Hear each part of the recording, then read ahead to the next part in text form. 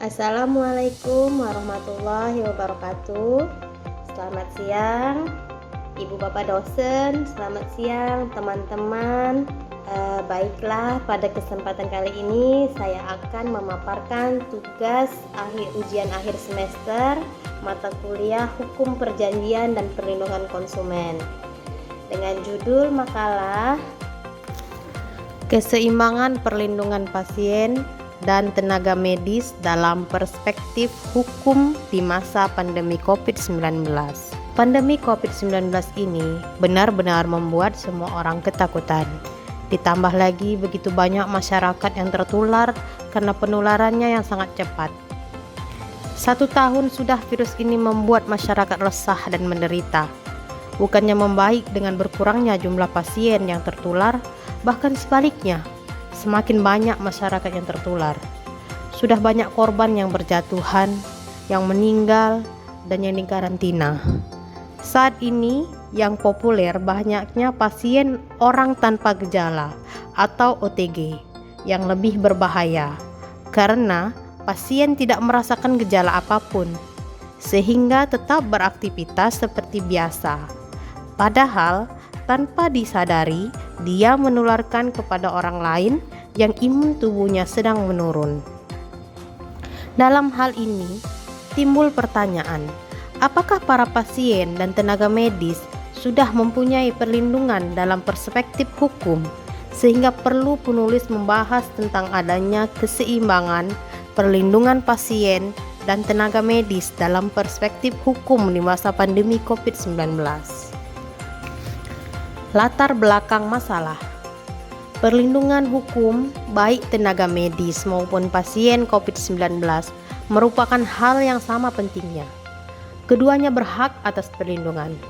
Tenaga medis yang mana merupakan garda terdepan dalam menghadapi pandemi virus corona ini berjuang, mereka sangat berat dalam merawat para pasien baik yang positif maupun pasien positif tanpa gejala.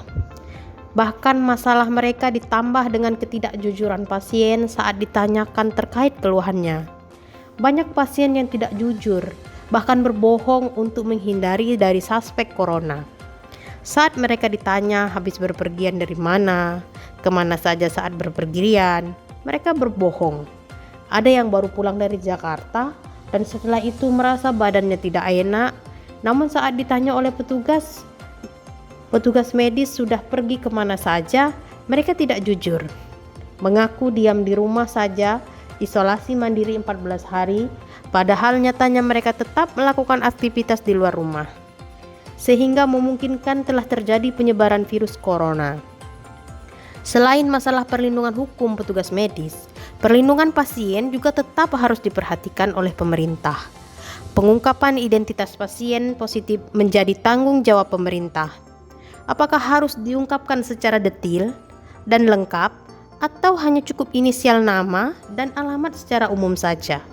Karena ini adalah hak pasien untuk dilindungi identitasnya. Perumusan masalah. Apakah perlindungan hukum bagi para petugas medis sudah berjalan sesuai dengan peraturan? Apakah sudah seimbang perlindungan hukum bagi tenaga medis dan pasien? Metode penelitian. Metode penelitian dalam makalah ini adalah metode penelitian kepustakaan yang bersumber dari buku-buku, jurnal, majalah, media elektronik, dan website terkait. Hasil penelitian dan pembahasan. Perlindungan hukum tenaga kesehatan. Pasal 28D ayat 1 Undang-Undang Dasar 1945 menyebutkan bahwa setiap orang berhak atas pengakuan, jaminan, perlindungan, dan kepastian hukum yang adil serta perlakuan yang sama di hadapan hukum. Kemudian, Pasal 57 huruf A Undang-Undang Nomor 36 Tahun 2014 tentang tenaga kesehatan juga menyebutkan bahwa tenaga kesehatan dalam menjalankan praktik berhak memperoleh perlindungan hukum sepanjang melaksanakan tugas sesuai dengan standar profesi, standar pelayanan profesi, dan standar prosedur operasional.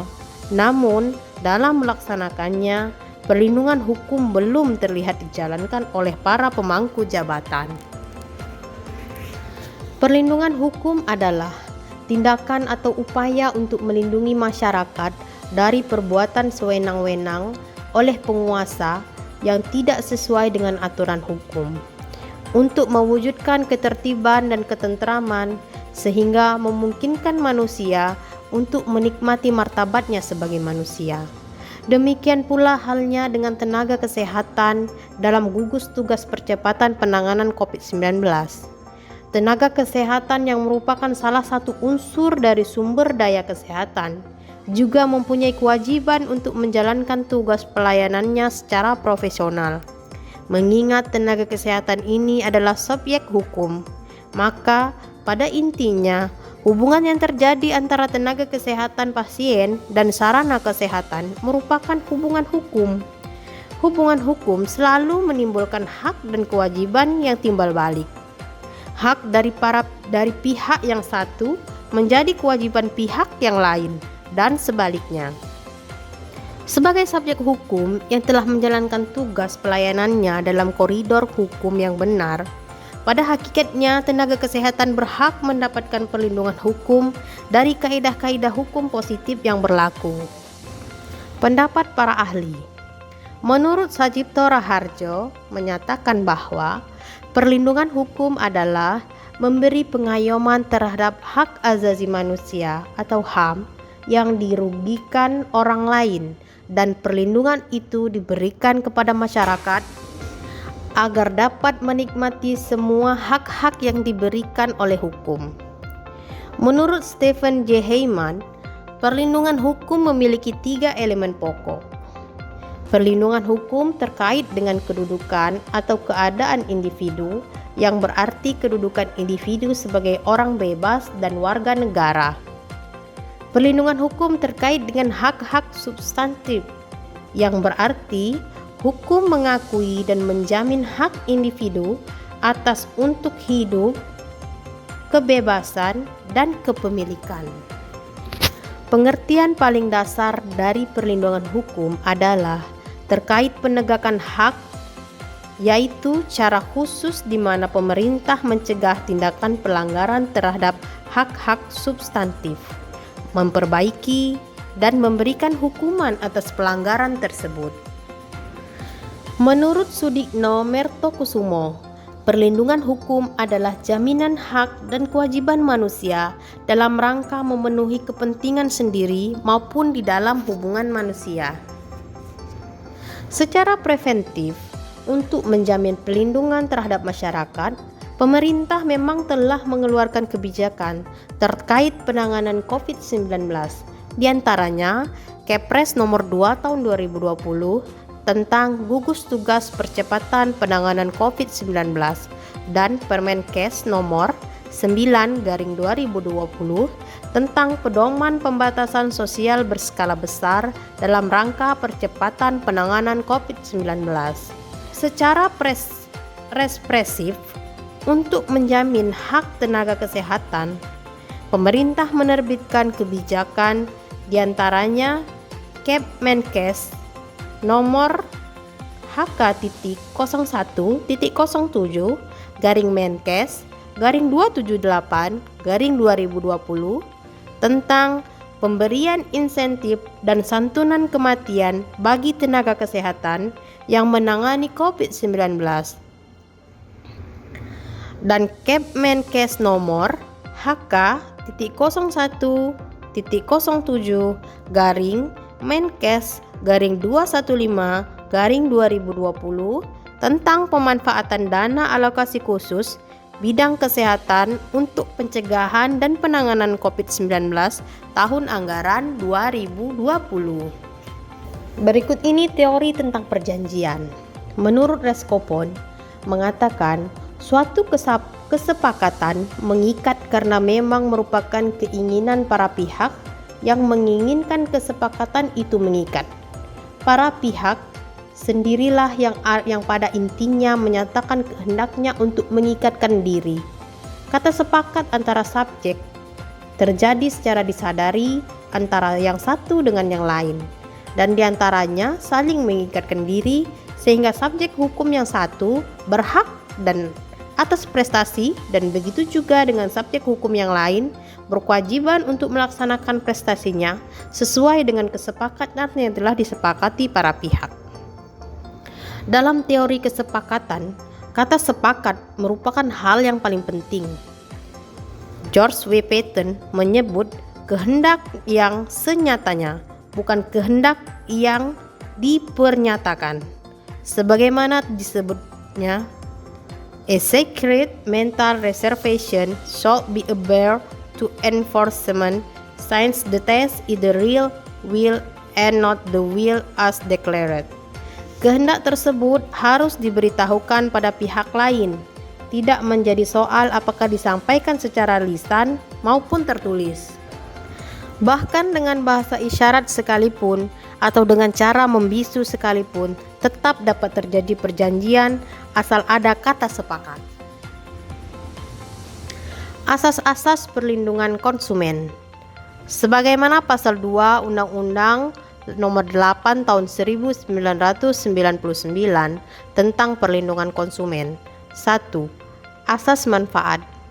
Dimaksudkan untuk mengamanatkan bahwa segala upaya dalam penyelenggaraan perlindungan konsumen harus memberikan manfaat sebesar-besarnya bagi kepentingan konsumen dan pelaku usaha secara keseluruhan.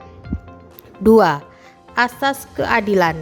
Dimaksudkan agar partisipasi seluruh rakyat Indonesia diwujudkan secara maksimal dan memberikan kesempatan kepada konsumen dan pelaku usaha untuk memperoleh haknya dan melaksanakan kewajibannya secara adil. 3. Asas keseimbangan. Dimaksudkan untuk memberikan keseimbangan antara kepentingan konsumen, pelaku usaha, dan pemerintah dalam arti material maupun spiritual. 4.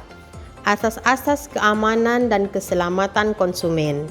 Dimaksudkan untuk memberikan jaminan atas keamanan dan keselamatan kepada konsumen dalam penggunaannya, pemakaian, dan pemanfaatan barang dan atau jasa yang dikonsumsi atau digunakan.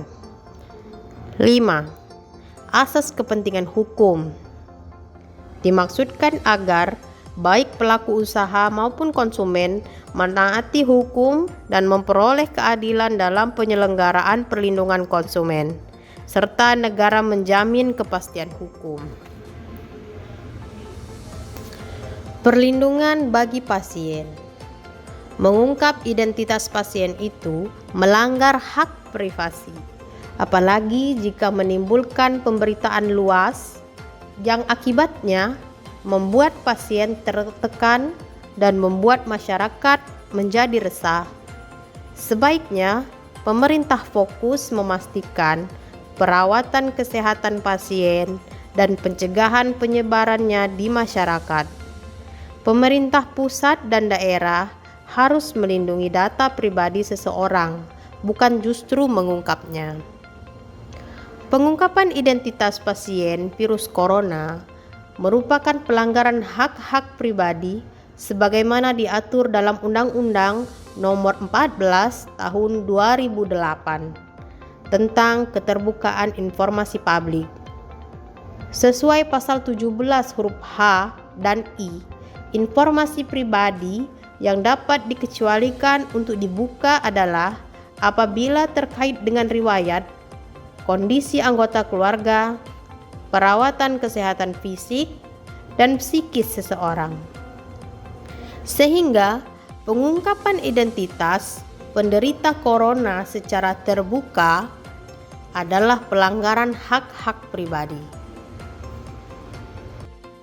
Implementasi perlindungan hukum bagi tenaga kesehatan secara tidak langsung tergambar dalam hak yang diberikan kepada tenaga kesehatan oleh pemerintah, diantaranya memperoleh makanan, vitamin, dan APD selama bertugas.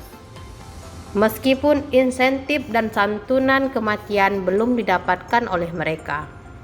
Antara pemerintah dan tenaga kesehatan Keduanya harus saling melengkapi untuk menciptakan keseimbangan dan hak serta kewajiban melalui upaya preventif dan represif. Namun upaya perlindungan hukum yang diberikan masih terdapat kelemahan karena sebagian hak tenaga kesehatan belum terpenuhi.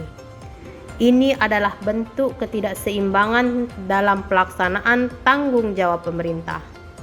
Padahal peraturan perundang-undangan telah memberikan kewenangan atribusinya. Artinya, bahwa pemerintah dalam hal ini belum mampu secara maksimal memberikan perlindungan hukum tersebut terhadap tenaga kesehatan.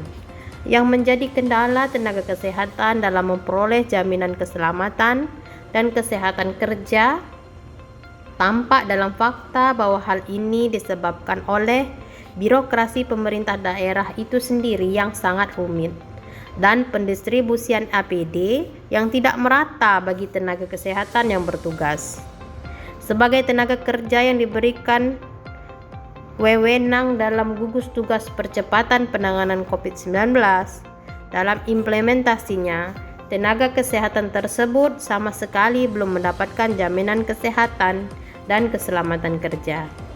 Hanya sebagian saja yang memperoleh jaminan berupa APD, vitamin, makanan, dan homestay. Itu pun tidak semuanya mendapatkannya. Tanggung jawab pemerintah daerah untuk melaksanakan perintah atribusi tersebut belum dijalankan secara keseluruhan. Sedangkan perlindungan hukum bagi pasien juga belum seutuhnya dapat dilakukan oleh pemerintah karena tampak dari beberapa kasus yang muncul akibat pengungkapan data diri mereka secara lengkap. Tentulah masyarakat dan pemerintah masih harus bersama-sama bekerja sama untuk mewujudkan hal ini. Jika memang dianggap perlu pengungkapan identitas secara jelas, maka masyarakat harus mendukung karena dianggap maslahatnya lebih besar daripada ditutup-tutupi. Baiklah, kita telah sampai pada kesimpulan. Perlindungan hukum tenaga kesehatan tampak dalam fakta bahwa tenaga kesehatan tersebut telah mendapat perlindungan hukum dalam bentuk pengawasan dan pembinaan yang dilaksanakan oleh pemerintah daerah. Demikianlah pemaparan tugas makalah saya. Terima kasih saya ucapkan kepada teman-teman dan ibu bapak dosen.